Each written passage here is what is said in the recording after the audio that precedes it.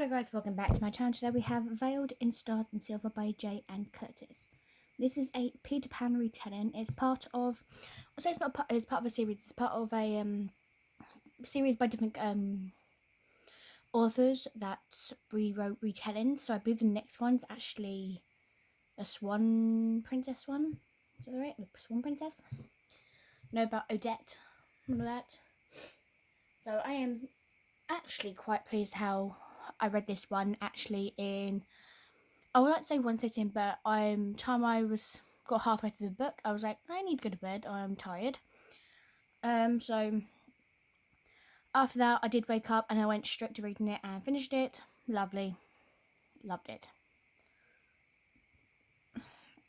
So I gave this book 4 stars. Let's read the synopsis. He's a dread pirate captain who kidnapped her brothers. She's out for revenge. For 7 years, Wendy has prepared for the day that she can return to Neverland, rescue her brothers, and take her vengeance on Captain Hook. But when she finally returns, things in Neverland aren't how Wendy remembers. Since when did Peter come off shallow and grating, and the captain of the Jolly Roger has a strange allure that's oddly difficult to resist. When Peter tells her that her brothers are dead, her world is shattered. And yet Hook claims that they are alive. He will lead her to them if she retrieves a powerful weapon capable of destroying all of Neverland. She can't trust his searing forget-me-not gaze. She shouldn't agree, but Wendy will do anything to find her brothers, even bargain with evil itself in the form of one James Hook. So Veiled in Stars and Silver is one of the 10 books in the Enemies Ever After series, a collection of standalone short novels featuring enemies and lovers fairy tale retellings with a touch of steam. So, yeah. Definitely something different. So, Wendy and the brothers, they're back home from Neverland, moving back and forth until one night where her brothers were kidnapped by Hook. But apparently, Hook didn't know he was doing it because he was being mind controlled by Pan, who apparently has the power to mind control everyone on the island. Yeah, confusing. So for 7 whole years, she was not able to return to Neverland because of a certain reason or something like that. I'm like, why wouldn't you not be able to go there? I'm guessing she had to wait until Tinkerbell arrived to give her the pixie dust to send her off. And that little she-devil, we know how she hates Wendy. So surprise, surprise, of course she's in it. And she's the one who made the whole plan. Did you expect that? No. So when so she goes and meets Pan. Pan's like, no, your brothers are dead. Even though he knows they're full of alive. He basically wants her to kill James Hook. And that was her revenge plan anyway. So she's gone to James and gone, look, you kill my brothers, I'm going to kill you now. And he's like, what are you on about? Your brothers are alive. I literally saw them with the Lost Boys a few days ago. And then she's confused. I'm confused because I'm going away. Hang on a minute. Who's telling the truth? Who is, like, what?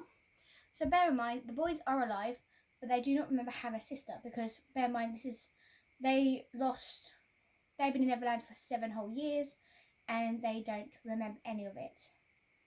So why their sister is grown up from 7 years, it's a bit different. Then we move on to find out that James Hook can resist Pan's mind control and many other people. We see Tiger Lily, we see other people who's able to, but they still will try and kill Wendy because they want Wendy to kill Hook so that they can get his book. I did not mean to rhyme.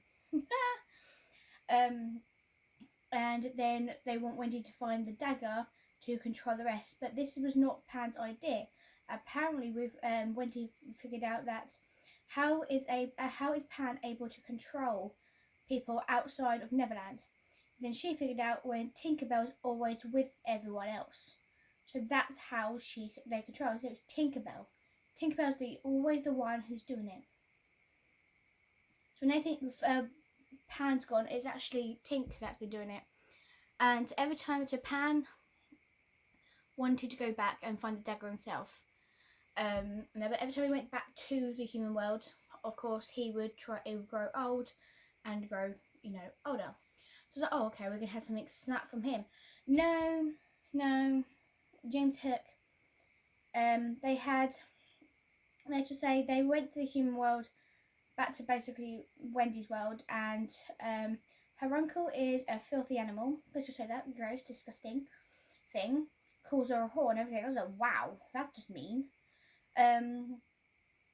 They spend a night in a room, but Spice was about to happen, but they get interrupted by a family because they have nowhere else to go, and they needed a room to stay the night. So where their clothes were wet and they were a bit naked, they obviously offered their bed to them to able to sleep, so they slept on the floor. So when they left, obviously they have the dagger and all this stuff. They go back, but we also find out that there is a connection between these two, and these two can't fight their affection. So yes, Hook and Wendy does get it on, and I was hoping Pan and Wendy would get it on, to be honest, because I'm like, come on. But no, it was like the steam is there, but it's not like as much steam as you think a steamy book would be. But it was enough steam to be in a retailer like this. I enjoyed it. So I will be reading the rest of the series, but obviously why it's different authors, it's going to be in different areas. But I will definitely be reading the next book in this series, which I believe, like I said, I believe is this Swan Princess book. Oh. Retelling. Actually, I can get it up. Let me find it.